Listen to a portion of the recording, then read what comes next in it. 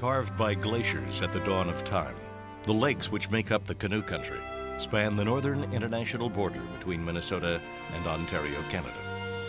These waters, first paddled by woodland Indians, were later explored in the 1600s by men like Pierre Radisson, Grosselet, and Denoyan.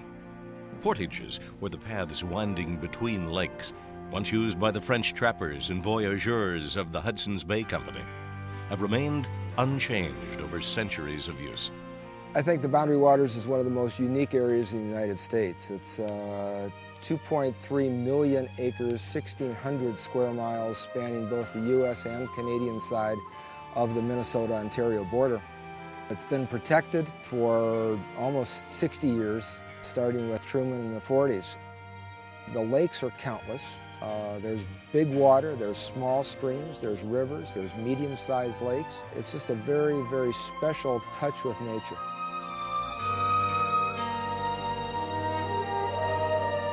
This pristine territory has been preserved through the cooperative efforts of the U.S. and Canadian governments as they respectively administer the Boundary Waters Canoe Area, BWCA for short, and Quetico Provincial Park. The ageless sights and sounds and smells of emerald pine forests and sapphire blue lakes now await your arrival in what has become the Superior Quetico Wilderness. The canoe trip is a wonderful experience. It's for people who want to push the envelope a little bit, to stretch their imagination, stretch their physical ability, take nature on its own terms. Those are the people that come here, and to be able to pass it on to your kids, I think, is a fantastic opportunity. Other vacations, you never totally leave the modern environment. A canoe trip takes you out in the woods where everybody is on an equal footing. They're experiencing things for the first time.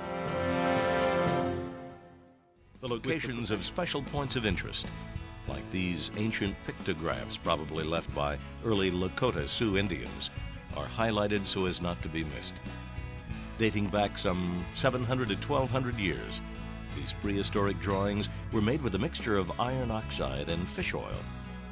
At various sites throughout the North Country, these records of hunting trips, religious symbols, and tribal signs form a link to the past and will bring the area's rich history to life. Whether your interests are that of the camper canoeist, naturalist, historian, photographer, or fisherman, you will be fully prepared for your North Country wilderness experience. Speaking of fishing, the cool, crystal clear waters of the North Country provide fishing that is beyond compare.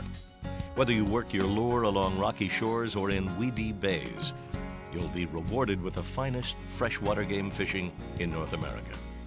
If a delicious dinner of golden brown fish is your idea of good eating, then take advantage of the abundant walleye, which prowl the rocky lake bottoms and submerged reefs. Cunning largemouth bass lie in log-filled bays, ready for a pole-bending fight. Savage northern pike are waiting to tear into your tackle.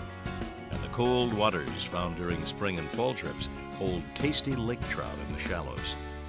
But the experts all agree, the scrappy smallmouth bass found along rock ledges and below waterfalls are reason enough to fish the transparent lakes of the North Country.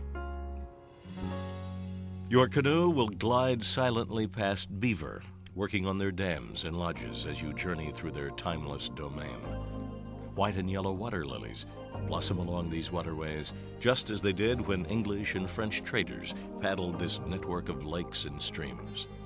The bald eagles and loons, seen by Native Americans centuries ago, are still regular sights. At the water's edge are the moose and deer which roam the North Country. Along these restless shorelines, you might spot mink, otter, black bear, bobcat, pine marten, fox, and if you're very lucky, you may even catch a glimpse of a North American gray timber wolf. Waterfalls, pine and birch forests, and sheer rock cliffs form beautiful backdrops in this photographer's paradise.